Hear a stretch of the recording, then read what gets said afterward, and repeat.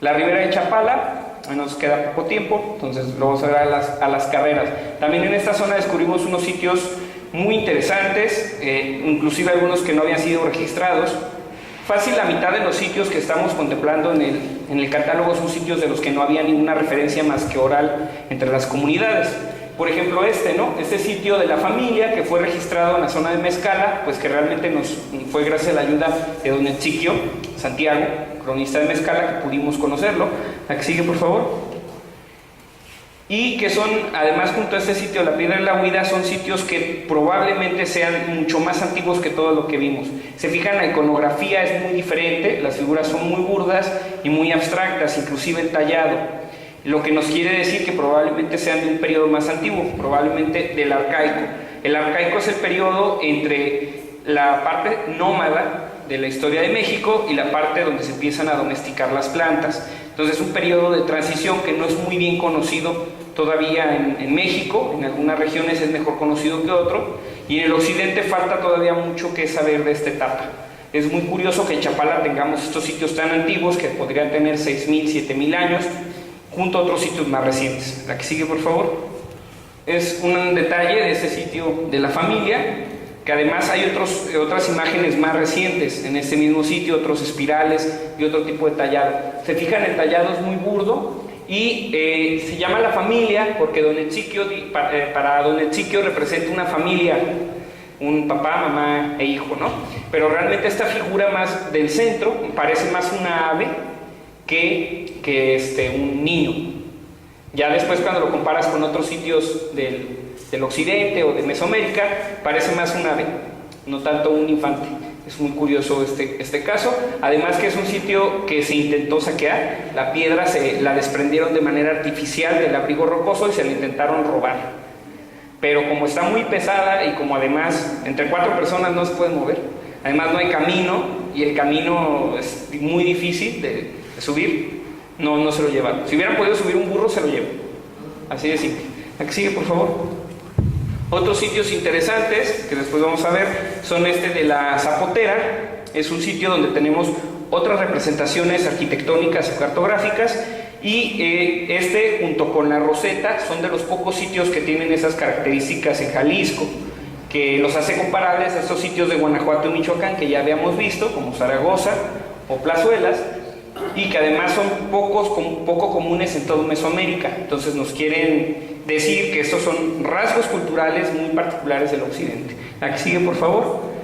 Otras representaciones, por ejemplo esta foto, bueno, esta foto no es mía, es de un maestro de Cusiénega. Ese sitio es muy difícil de acceso, no lo pudimos registrar, pero eventualmente queremos hacer un registro más completo de él.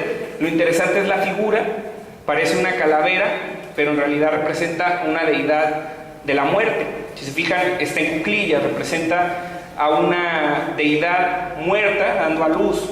Desde ahí vemos una contradicción un poco rara, semántica, pero no es tan rara en la cosmovisión mesoamericana. Cuando comparamos otras deidades como Tosi, la diosa Tosi, que estaba asociada al sacrificio por despellejamiento en Mesoamérica, vemos que también tiene una posición similar, dando a luz, porque las mujeres prehispánicas daban a la luz en cuclillas. Todavía hay comunidades indígenas donde lo hacen así. La que sigue, por favor. Bueno, eso fue nada más un dibujo que hicimos en base a esta fotografía, para nosotros interpretarlo. Y algunos otros que se han encontrado en los altos. Este sitio es una figura muy similar, pero no hemos podido visitar el sitio. Pues esperamos poderlo visitar para tener una imagen mejor. La que sigue, por favor. Otro sitio muy interesante es La Tortuga. Es uno de los petroglifos más grandes de la zona de Chapala, y también es muy fácil de llegar, está cerca de la carretera, y lo curioso es esta concentración de espirales y círculos que tenemos en el mismo, y probablemente esta figura central esté representando una deidad acuática, por eso aquí la interpretación. Y lo curioso es que en los dos lagos, Chapala y Cajititlán, tenemos tradiciones orales de las comunidades que nos hablan sobre dioses o brujos que viven dentro del lago. En Chapala, en la zona de Mezcala, es el Chan del Agua, que también me parece que hay una leyenda similar en la zona de Lagos de Moreno. La representación del de Lagos de Moreno creo que es más como una especie de sirena, y me parece que este de aquí es diferente porque es representado como un anciano que sale del medio del agua y que es el que ayuda a los pescadores a tener buena buena pesca, perdón.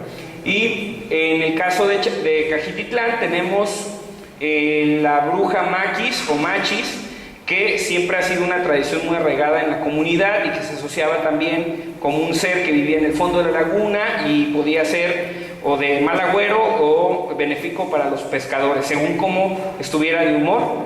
Y lo curioso es que Maquis probablemente venga del náhuatl macuili, Machis, Machili o Macuili, que significa 5. El número 5 en la iconografía y simbología prehispánica no es cualquier número. El 5 representa los 4 rumbos del universo y el centro. Entonces, que una persona, una deidad tenga este número como nombre es muy simbólico. Y hay deidades como Macuilxóchitl en la zona central de México que tienen esta asociación entre el número y el nombre.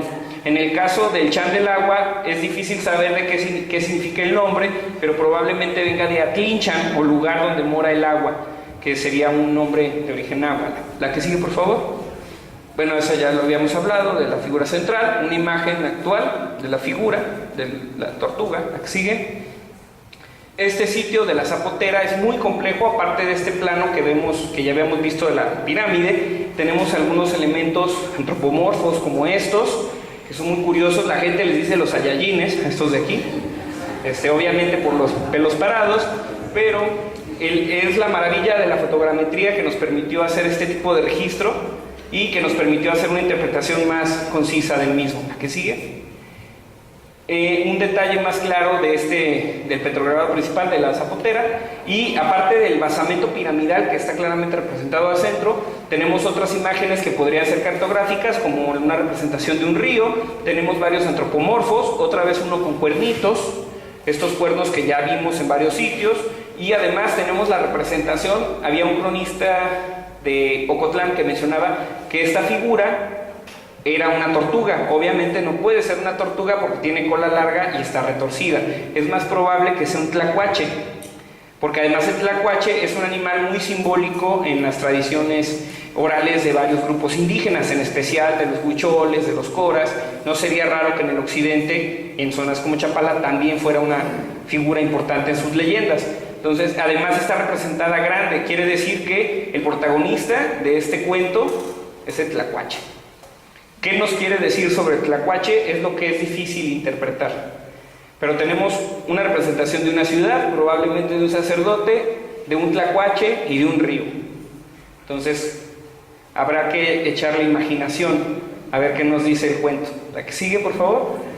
Y otros sitios mesoamericanos con representaciones arquitectónicas, por ejemplo de Zaragoza, que ya lo habíamos visto, y de Hidalgo, de Huichapan Hidalgo, que es muy curiosa. Incluso es un templo con doble escalinata, tipo templo mayor. La que sigue, por favor.